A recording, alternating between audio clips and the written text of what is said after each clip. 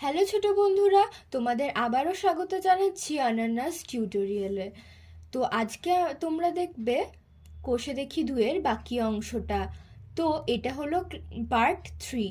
Part 1 আর 2 আগে থেকেই চ্যানেলে দেওয়া আছে, চ্যানেলে গিয়ে তোমরা দেখে নিতে পারো। অঙ্ক শুরু করার আগেই বলে রাখি, ভিডিওটাকে লাইক, শেয়ার আর সাবস্ক্রাইব করো যদি তোমাদের ভালো লাগে। তো চলো আজকের অঙ্ক শুরু করা যাক। তো আমরা পার্ট 2-তে 10 পর্যন্ত অঙ্কগুলো করেছিলাম। এবার আমরা 11 থেকে পরপর কন্টিনিউ অঙ্কগুলো করব।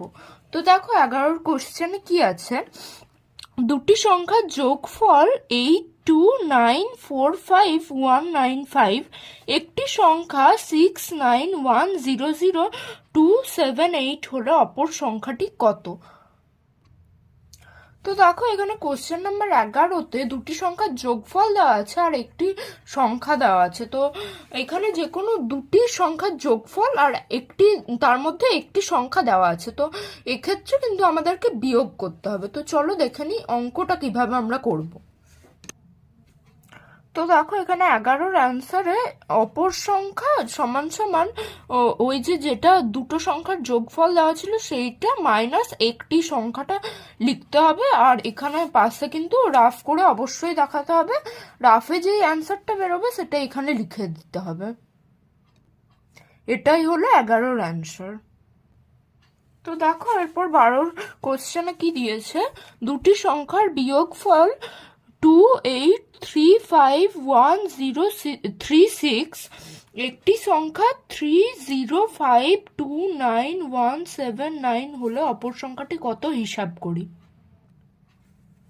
তো দেখো এখানে কি করতে হবে, এখানে লিখতে হবে অপর সংখ্যাটি 30529179 অপেক্ষা বড় হলে অপর সংখ্যা সমান এই সংখ্যাটাই লিখতে হবে, তারপর প্লাস দিয়ে যেটা বিয়োগফল দেওয়া ছিল ওটা প্লাস করে দিলেই কিন্তু এখানে অ্যান্সার বেরিয়ে যাবে। কিন্তু এখানে অঙ্কটা কিন্তু শেষ নয়, এখানে আবার লিখতে হবে অপর সংখ্যাটি 30529179 অপেক্ষা ছোট হলে অপর সংখ্যা সমান এই সংখ্যাটাই টুকতে হবে, তারপর মাইনাস চিহ্ন দিয়ে কিন্তু ওই বিয়োগফলটা মাইনাস মাইনাস করে দিতে হবে।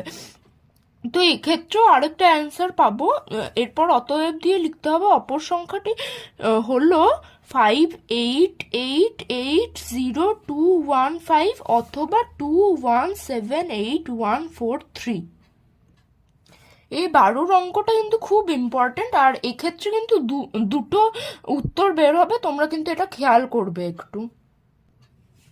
তো দেখো 13-র কোশ্চেনে কি বলেছে, বকুলতলার একটি কারখানায় গত বছর 7521,200 টাকা আয় হয়েছিল। এবছর আরও 325,0325 টাকা আয় হলে 2 বছরে মোট কত টাকা আয় হলো হিসাব করি।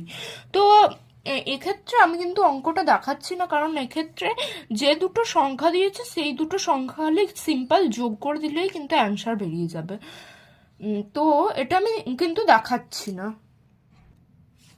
তাহলে দেখো এবার 14তে কি বলেছে, দুটি সংখ্যার গুণফল 15050490, একটি সংখ্যা 5 হলে অপরটি কত।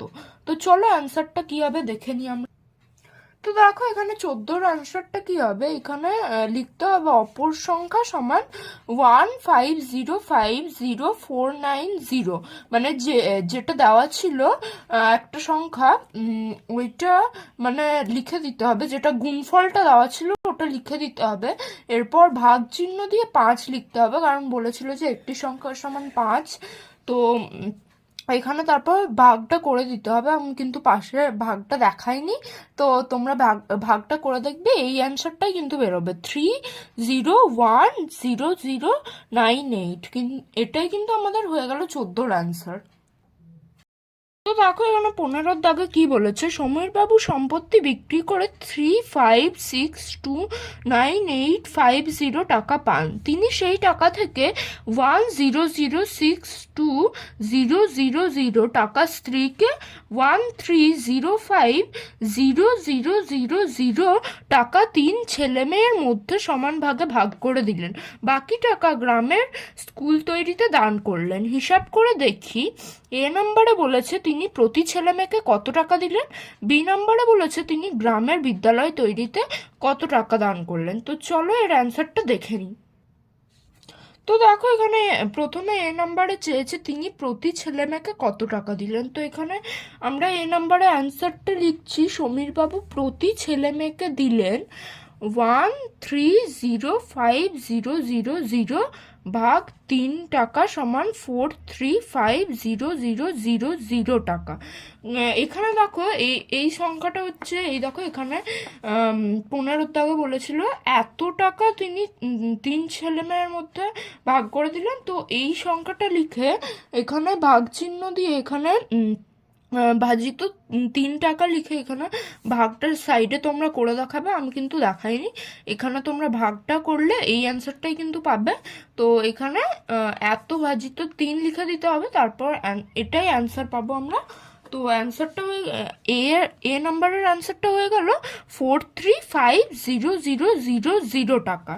তো এবার বি নাম্বারের অ্যান্সারটা দেখো, বি নাম্বারে বলেছে তিনি গ্রামের বিদ্যালয় তৈরিতে কত টাকা দান করলেন। এখানে অ্যান্সারটা হবে দেখো, তিনি স্ত্রীকে ও 3 ছেলে মেয়েকে মোট দিলেন।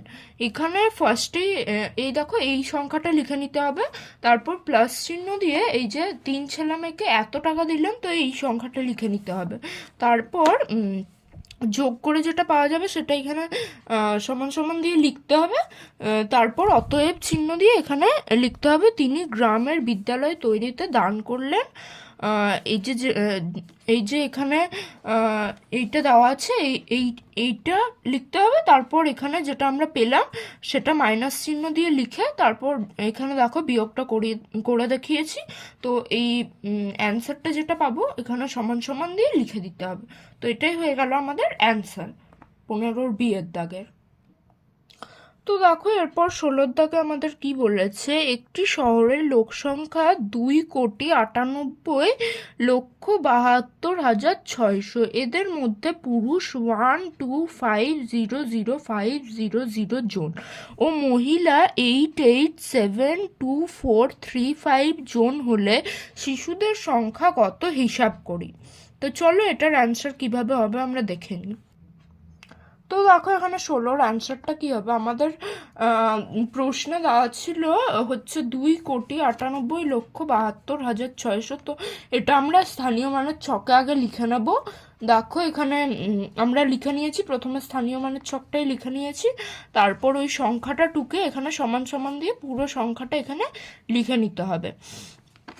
তো দেখো এখানে এই সংখ্যাটা হয়ে গেছে 2,98,726,000। তো এখানে কথায় বললে 2,98,72,600। তো এটা হয়ে গেল আমাদের। এখানে প্রথমে এই সংখ্যাটা লিখে নিতে হবে, স্থানীয় মানের ছকটা কিন্তু করতেই হবে। তারপর এখানে আমরা সমান সমান দিয়ে লিখে নিয়েছি এই সংখ্যাটা। তারপর লিখতে হবে শহরটিতে পুরুষ ও মহিলার মোট সংখ্যা সমান, দেখো প্রশ্ন কিন্তু আমাদের দেওয়াই ছিল, পুরুষ ও মহিলার সংখ্যা কিন্তু আমাদের দেওয়া ছিল। তো ওখান থেকেই আমরা টুকে নিয়েছি 125,005,000 প্লাস 88,72435 জন সমান আমাদের প্লাস করে এত বেরিয়েছে। তো কি বেরিয়েছে 21372935 জন। এটা কিন্তু আমাদের পুরুষ ও মহিলার মোট সংখ্যা হয়ে গেল। এবার আমাদের শিশুদের সংখ্যা চেয়েছে, তো আমরা কি করব, অতএব দিয়ে শিশুদের সংখ্যা সমান আমাদের লিখতে হবে, এই দেখো আমাদের মোট কত ছিল, লোক সংখ্যা এত ছিল। তো এইটার থেকে আমাদের কিন্তু এটা বিয়োগ করে দিতে হবে। দেখো আমরা লিখেছি 2,98,726,000 মাইনাস 2,137,2935 জন সমান সমান আমাদের অ্যান্সারটা কি বেরিয়েছে দেখো 84,9966 জন। তো এটা আমাদের 16-র অ্যান্সারটা হয়ে গেল। তো দেখো এরপর আমাদের 16 হয়ে গেল। এরপর 17তে কি বলেছে দেখো, 2, 3, 4, 5, 6, 7 এর সাথে কোন ক্ষুদ্রতম সংখ্যা যোগ করলে যোগফল 8, 3, 5 দ্বারা বিভাজ্য হবে দেখি। তো চলো অ্যান্সারটা কিভাবে হবে আমরা দেখে নিই। তো দেখো আমাদের প্রশ্ন কিন্তু বলে দিয়েছে এত এর সাথে কোন ক্ষুদ্রতম সংখ্যা যোগ করলে যোগফল এত দ্বারা বিভাজ্য হবে। তো এক্ষেত্রে কিন্তু আমাদেরকে প্রথমেই একটা ভাগ করে নিতে হবে। দেখো এই যে 8, 3, 5 দিয়েছে, এইটাকে দিয়ে এই সংখ্যাটাকে আমাদের ভাগ করে নিতে হবে। দেখো আমাদের ভাগফল বেরিয়েছে 280। তো আমরা লিখে নেবো অতএব দিয়ে, এখানে কিন্তু ভাজ্য সমান সমান ভাজক ইন্টু ভাগফল প্লাস ভাগশেষ লিখেছি, মানে অতএব দিয়ে লিখেছি 2, 3, 4, 5, 6, 7 is equal to 8, 3, 5 into 280 plus 7, 6, 7। মানে আমরা প্রথমে এই সংখ্যাটা লিখেছি, তারপর লিখেছি এইটা গুণিত এইটা প্লাস এইটা। তো এই যে এমনি যদি প্রশ্নটা থাকে এর সাথে কোন ক্ষুদ্রতম সংখ্যা যোগ করলে যোগফল এত দ্বারা বিভাজ্য হবে, তাহলে কিন্তু আমাদেরকে ফার্স্টে ভাগ করে ভাজ্য ইজ ইকাল টু ভাজক ইন্টু ভাগফল প্লাস ভাগশেষ কিন্তু আমাদেরকে প্রথমেই লিখে নিতে হবে ভাগটা করে পরে। তো দেখো এখানে ভাগফল 280 বেরিয়েছে।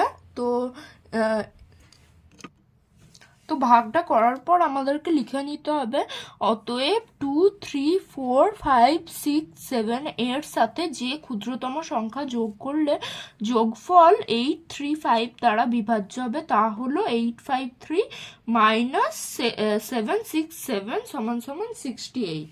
এই দেখো এখানে বিয়োগটা করে দেখিয়েছি। তো এই ক্ষেত্রে কিন্তু আমাদেরকে ভাজক মাইনাস ভাগশেষটা লিখে দিতে হবে, তাহলেই আমাদের কিন্তু অ্যান্সার হয়ে যাবে। দেখো আমাদের 68 অ্যান্সার বেরিয়েছে। এখানে 17 দাগের অ্যান্সারটা এই দেখো আমরা এটা করলাম। তো এটাই হয়ে গেল 17-র অ্যান্সারটা। তো দেখো আমাদের 17-র দাগ কমপ্লিট হয়ে গেল। এরপর 18-র দাগ আর 19-এর দাগ কিন্তু তোমরা নিজেরা বাড়িতে চেষ্টা করবে, যদি না পারো তো আমাকে কমেন্টে জানাবে, আমি পরে একটা ভিডিওতে আলোচনা করে দেবো।